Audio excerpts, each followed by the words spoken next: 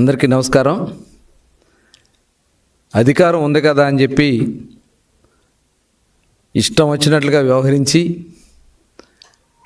ప్రజల్ని దోచుకు తిని నీతి కబుర్లు చెప్పే పేర్ని నాని గారు క్లియర్గా బుక్ అయిపోయాడు. ఇవాళ ఈ కూటమి ప్రభుత్వం అరాచకాల్ని ఉపేక్షించం, గతంలో చేసినటువంటి మొత్తం అన్ని స్కామ్లు కూడా వెలుగు తీస్తాం. ఈరోజు మీరు చేసినటువంటి మీ తప్పిదాలే మిమ్మల్ని నడి రోడ్డు మీద బట్టలు ఊడదీసి నిలబెట్టాయి. ప్రతిదానికి నీతి కబుర్లు చెప్తూ ముందుకు బయలుదేరతాడు. అయ్యా పేరు నాని గారు, ఇవాళ పేద ప్రజలకి చెందాల్సినటువంటి బియ్యాన్ని నువ్వు బొక్కింది వాస్తవమా కాదా? దాదాపు 3708 బస్తాలు, 187 టన్నులు, దాదాపు 90 లక్షల రూపాయలు ఖరీదు చేసే బియ్యాన్ని లారీలు నీ సొంత గోడౌన్స్ నుంచి పోర్టు ద్వారా రేషన్ బియ్యం స్కాముల్లో ఇది కొంత భాగం మాత్రమే అని మేము అనుకుంటా ఉన్నాం. ఇంకా అసలు స్కాములు మొత్తం కూడా చాలా ఉన్నాయి. అవన్నీ కూడా బయటకు వస్తాయి. ఇవాళ మరి నీతి కబుర్లు చెప్పే పేరు నాని గారు అడ్రస్ లేకుండా కుటుంబం మొత్తం కూడా గ్యాలప్స్ అయిపోయారు. ఏ గోడూరికి పారిపోయాడో, అడ్రస్ లేకుండా వెళ్ళిపోయి నిన్నొచ్చి మరి లెటర్ ఇస్తారు, బియ్యం పోయింది వాస్తవమే, డబ్బులు కట్టేస్తా అంటే దొంగతనం చేసి దొంగ వెళ్ళి డబ్బులు కడితే దొరైపోతాడా? అయ్యా పేరు నాని గారు, మీరు కూడా మీ సొంత గోడౌన్స్లో దొంగతనం చేసి ప్రభుత్వానికి నేను డబ్బులు కట్టేస్తానంటే నువ్వు సచ్చిరు కాదు. చట్టం ఊరుకోదు. చట్టం మిమ్మల్ని ఖచ్చితంగా ఇవాళ మీ అవినీతి దాహానికి మీ ఆడవాళ్ళని కూడా తీసుకొచ్చి రోడ్డు మీద నిలబెట్టారు కదయ్యా. సిగ్గు అనిపించట్లా మీకు?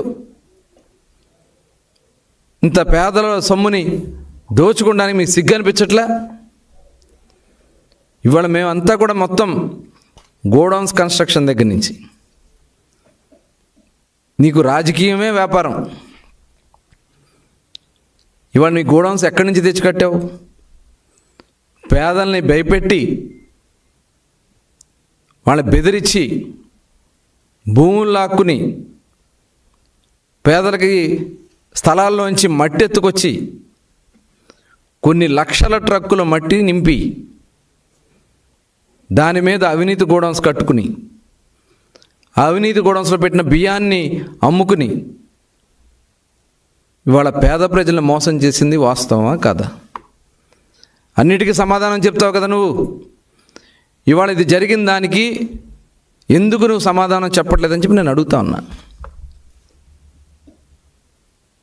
ఇవాళ మీరు చేసినటువంటి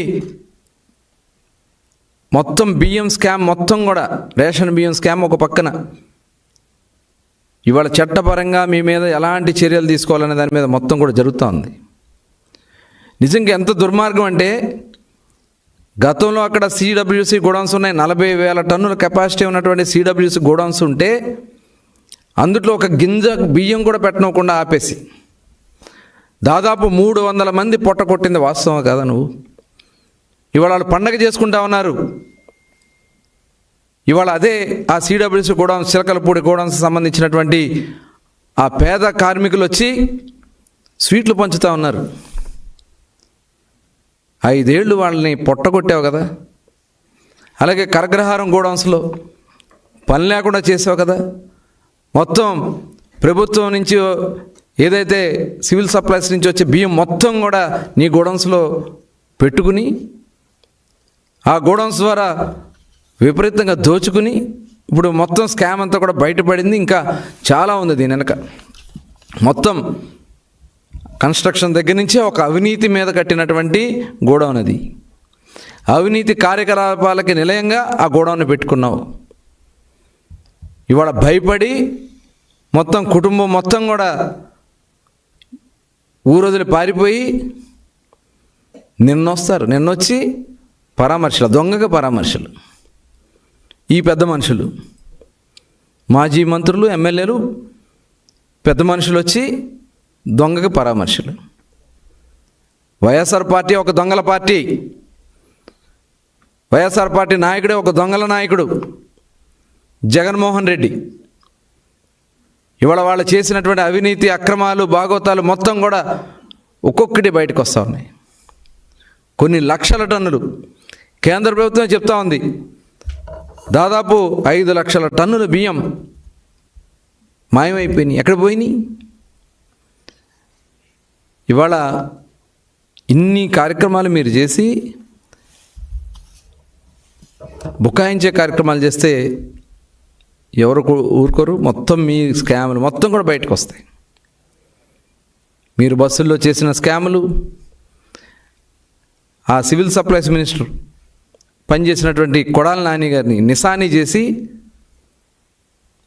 అతన్ని కూడా జిల్లాల్లో వాళ్ళ ఫైళ్ళు కూడా నువ్వే చూస్తావు. అందుట్లో దోపిడీ. మరి ఆ రోజున జిల్లా అధికారిగా పనిచేసినటువంటి ఒక అధికారిని నేను పెట్టుకుని ఇలాంటి స్కాములన్నీ మీరు చేస్తారు. ఇవన్నీ కూడా తోడతాం, బయటికి తీస్తాం. మొత్తం కూడా ఎవరిని వదిలే సమస్య లేదు. ఇవాళ మేము జవాబుదారీ ప్రభుత్వం.